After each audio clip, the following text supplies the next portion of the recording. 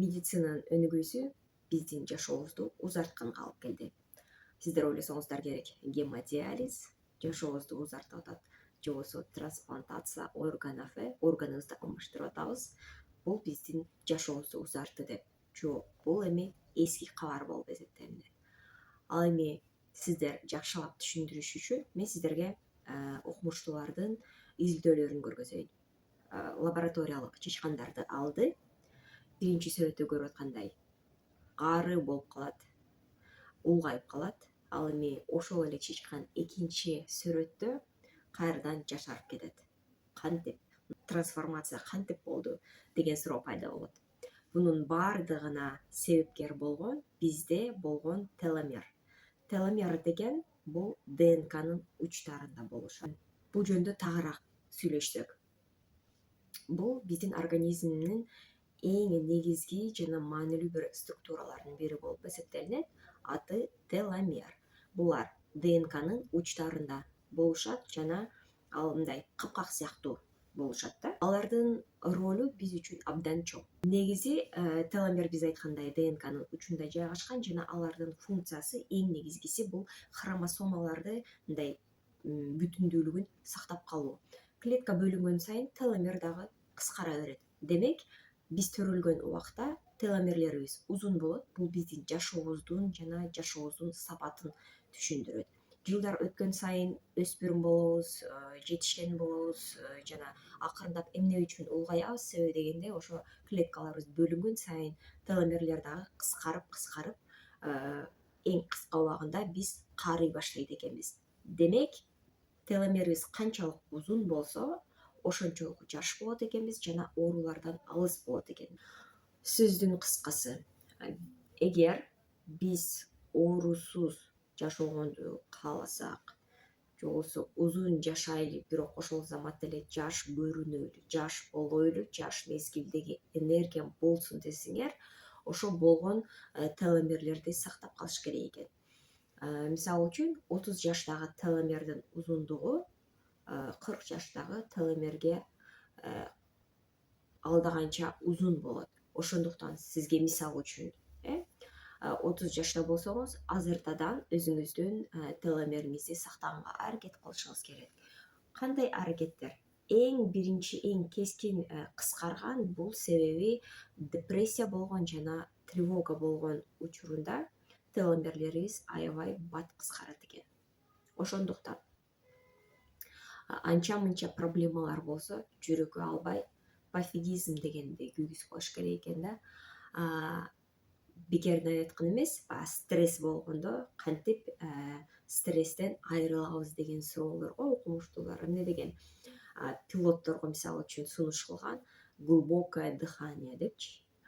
Терең дем аласыз, дем бересиз. Ошондо дагы баягы жеңиз аябай кыжырыңыз келип жатканда, ошол момент ушуну кайталап көрсөңүз, ошол замат өзүңүздү мындай акырын алып жүрөсүз. Жана ошондой эле, ошол эле омега 3 деп эмне үчүн сунуштайт? Себеби дегенде сиздин организмиңизде болгон воспаление, воспалительный процесс деп коебуз го, сезгенүү бир процесси бар болсо, ошонун баардыгын басаңдатат экен. Тамак аш суроосу бул ар дайым, себеби дегенде токсиндер абдан көп, ошондуктан тамакты этият кылыш керек деп көп айтып келген, туурабы? Ошондой эле бизди депрессиядан, тревогадан бир аз алыс кылып жүргөн биздин пробиотик, пребиотик деп коет. Ошонун баардыгы жардам берет экен. Буга жараша окумуштуулардын баягы далилдөөлөрү бар.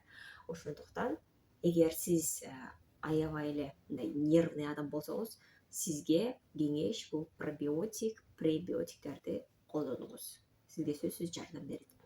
Кийинки спорт дегенде дагы мындай берилбесин деп айткан. Менин деле биздин профессорлорубуз кеңеш берет.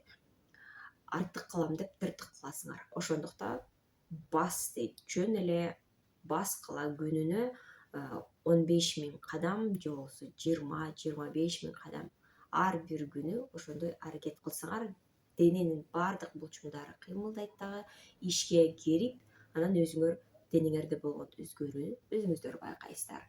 Демек, салмак ашыкча болсо азайтасыз, арыктайсыз, тамагыңызды түздөйсүз, фаст фудтар болбойт, шекер, кола, фанта, спрайт деген түрлүү соктордун баардыгы болбойт.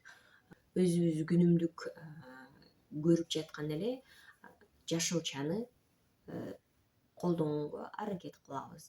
Демек, эч кандай мындай экстравагантный бир аракетти деле сурашпайт экен, бирок эң негизги стресс жана депрессиядан алыс болгонуңар бул силердин теломериңерди сак кармап жүрөт экен. Дагы бир жолу бир суроолорду беришти. Теломерди узартса болобу? Ооба, укмуштуулардын тапкан исследованиялары бар жана ошондой эле ошого колдонгон адамдарды дагы биз көрдүк, жыйынтыгын көрдүк. Жада калса менин профессорум да колдонот экен. Ушунчалык энергичный эле, бетинде эч кандай тырыш-бырыш деген жок. Абдан жаш көрүнгөн менин профессорум мына көз алдыбызда бизге пример болду да.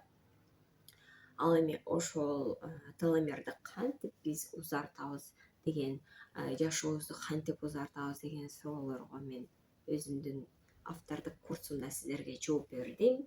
Каалагандар менин курсума катталыңыздар. Менин инстаграм баракчама кирсеңиздер эле профилде курс жөнүндө баардык маалымат берилген. Анда эмесе достор, кийинки видеону күтөбүз. Кийинки видеодо мындан да кызыктуу темаларды талкуулайбыз. Саламатта калыңыздар.